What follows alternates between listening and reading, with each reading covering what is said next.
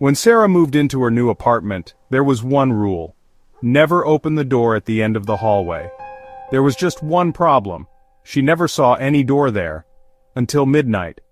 Sarah was 24, recently divorced, and trying to restart her life in a quiet town far from everything familiar. She found a cozy old apartment building that was cheap, peaceful, and came with an oddly specific clause in the lease. Tenant must not attempt to access the door at the end of the hallway after dark. She laughed it off, assuming it was a joke or maybe just a leftover from a previous tenant's superstition. But when she moved in, there was no door at the end of the hallway, just a blank wall. Her neighbors didn't speak much, mostly old people who avoided eye contact. A woman in 3B once muttered, "Don't stay up too late. Things shift after midnight." That night, Sarah stayed up unpacking. Around midnight, her hallway lights began flickering. She stepped out to check the fuse box, and froze. The blank wall at the end of the hall was gone.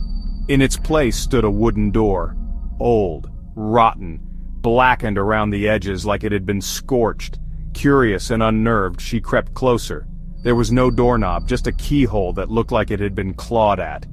As she leaned in to inspect it, she heard breathing, slow, heavy, and from the other side. Then, tap, tap, tap.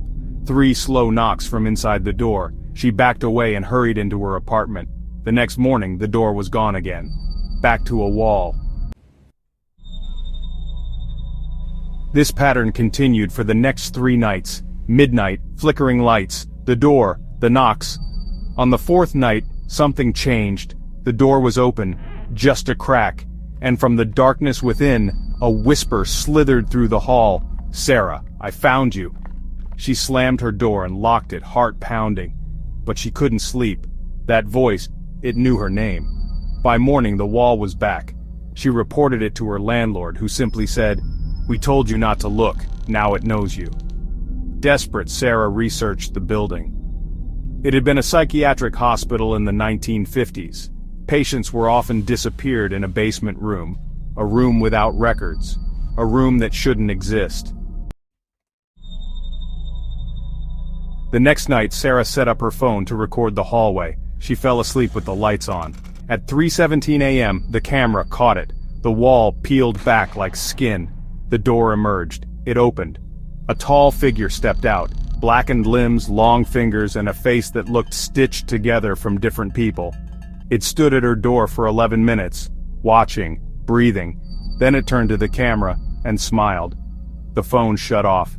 Sarah moved out the next day. She never watched the video again, but sometimes when she dreams, she hears it. "I'm still in the hall, just behind the wall." If you ever see a wall that doesn't look quite right, don't go near it. Some doors are hidden for a reason.